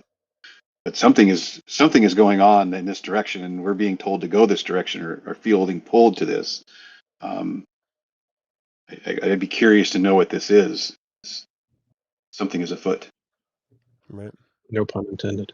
It's strange that there's human footprints mixed with non. So with either two groups have banded together, or it's kind of like a hostage situation, and we don't know if the humans have taken them hostage or if we're walking into some kind of trap. But I guess we can kind of just follow the road into the mountain pass here, maybe a little bit. Yeah. So at this point, you're looking. It's probably about noon at this point as you're continuing around that little bend that you were moving. Yeah. Right. It's about noon. The sun is high in the sky. You're seeing life around you. If you want to like hunt for rabbits or fox or sort of mountain lion or something, you could actually go out and hunt for some food. You guys are all very, very hungry, and it's getting to a point where you're starting to feel exhausted. Like, you just woke up earlier in the morning, but you don't feel like you got any actual rest. And you've been walking, the stress of fear of the unknown, the calamity that you've witnessed, it's all weighing down on you. And you're just feeling physically sort of tired and exhausted. You can definitely keep going until dark, but if you go much longer than that, you're probably going to start suffering from it. Dude, maybe we should look for some place to shore up here, and we know something's going on that we don't want to get involved in without willingly doing so. Maybe we could have Kaelen or someone help us identify a secure location to call an early night. Yeah, I was going to do that and then volunteer to go off and hunt while you guys get some rest. And I'll bring back what I find. All right. I like this guy. give me a survival check real quick. Elves aren't so bad. All right. So you find a nice, cozy spot for a camp where you could actually butt your fire up next to this sort of rock outcropping. So it's radiating heat, but it's also unseen from the east. And as you're going out, you end up bringing back 3 hares that you were able to sight and sort of capture skin and gut and everything and bring it back for dinner. But you guys again, it is still the afternoon, so you can rest here until you feel comfortable going. If you want to actually travel in the nighttime, you could rest for a few hours or so and then pick it back up at night. Or if you just want to wait till in the morning, you can do that as well. So just let me know what you're thinking. I know I could use at least a couple hours of rest before we move on, but I'm not against a good 6 or 8 hours of rest either. I don't feel like we're in any real danger, so it's up to you guys at this point. But moving under the cover of night might be beneficial for us. I'm wondering. Normal people would likely be camping out for the evening at that point in time. The humans would be suffering a little bit because you only have solinary adult waxing, and so it's still just half a moon. Lunatari is not even quite there yet, so it's completely dark and no one sees Nuatari. So it's very, very little light at night, and humans, or anyone that doesn't have infravision, you're going to have a really hard time seeing unless you light a torch or something, in which case you're basically a beacon in the dark. Feeding, yeah. Hey, look at me over here. Yeah, so it's kind of up to you guys how you want to handle it, but the logic of all that. Yeah. Keljack's not very smart like that. Not his forte. He didn't think about that. In any event, it would probably behoove us to be more fully rested before we press farther into what is obviously going to be a somewhat dangerous and stressful situation. So I'm okay going at night, even though I wouldn't be able to see as well. But I definitely think a nice long rest would be good before we move on. I second that. That's good. Me too. Okay. Well, as you guys are setting up your camp and getting ready to just kick your feet up and pull your hood over your eyes so you can sort of rack out for a bit, I think it's time we do a little Canticle of the Dragon. So the way that we do this is it's actually not loading for me. There it is. Everyone reads a paragraph, and we're just going to sort of round robin it. So I'm going to start with the first, and then we're just going to go down. I'll call out your names as you go on. You should be able to zoom in and see it. If you don't want to read it, that's okay. Just let me know. But hear the sage as his song descends like heaven's rain or tears, and washes the years, the dust of the many stories from the high tale of the Dragonlance. For in ages deep, past memory and word, in the first blush of the world, when the 3 moons rose from the lap of the forest, dragons, terrible and great, made war on this world of Krynn. So let's go ahead to Keljack. Yet out of the darkness of dragons, out of our cries for light, in the blank face of the black moon soaring, a banked light flared in Solamnia, a knight of truth and of power, who called down the gods themselves, and forged the mighty Dragonlance, piercing the soul of dragonkind, driving the shade of their wings from the brightening shores of Krynn. And Aelar? Thus Huma, knight of Solamnia, Lightbringer, first Lancer, followed his light to the foot of the Calcus Mountains, to the stone feet of the gods, to the crouched silence of their temple. He called down the lance makers. He took on their unspeakable power to crush the unspeakable evil, and to thrust the coiling darkness back down the tunnel of the dragon's throat. And Kaelen? Paladin, the great god of good, shone on the side of Huma, strengthening the lance of his strong right arm, and Huma, ablaze in 1,000 moons, banished the queen of darkness, banished the swarm of her shrieking hosts, back to the senseless kingdom of death, where the curses swooped upon nothing and nothing, deep below the brightening land. And let's go to Ben. Thus ended in thunder the age of dreams, and began the age of might, when Ishtar, kingdom of light and truth, arose in the east, where minarets of white and gold spired to the sun and to the sun's glory, announcing the passing of evil, and Ishtar, who mothered and cradled the long summers of good, shone like a meteor in the white skies of the just. And Roland? Yet in the fullness of sunlight, the king priest of Istar saw shadows. At night he saw the trees as things with daggers, the streams blackened and thickened under the silent moon. He searched books for the paths of Huma, for scrolls, signs, and spells, so that he too might summon the gods, might find their aid in his holy aims, might purge the world of sin. And Jasper? Then came the time of dark and death, as the gods turned from the world. A mountain of fire crashed like a comet through Istar. The city split like a skull in the flames. Mountains burst from once fertile valleys. Seas poured into the graves of mountains. And deserts sighed on abandoned floors of the seas.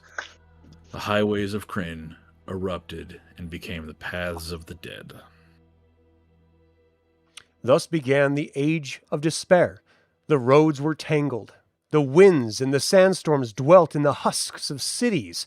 The plains and mountains became our home. As the old gods lost their power, we called to the blank sky. Into the cold, dividing gray to the ears of new gods. The sky is calm, silent, unmoving. We have yet to hear their answer. And that is where we are going to end this session. Thank you guys so very much for making it such a wonderful one. What do you all think of the adventure thus far? Do you feel like that stag did you wrong and led you right into the Forest Master's path to get you back on track into Zaxxaroth? Let me know in the comments what you guys thought. Of course, you can always email me at info@dlsaga.com. I would like to take a moment and invite you to subscribe to the YouTube channel, ring the bell to get notified about upcoming videos, and click the like button. It all goes to help other Dragonlance fans learn about this channel and its content. Thank you to creator patrons Aaron Hardy and D. Robert Handy, developer patron Chris Androu and Sam Ruiz, and all of the YouTube members. This channel is all about celebrating the wonderful world of the Dragonlance Saga, and I hope you join this celebration. For everyone here, my name is Adam with Dragonlance Saga, and until next time, Slàinte mhath.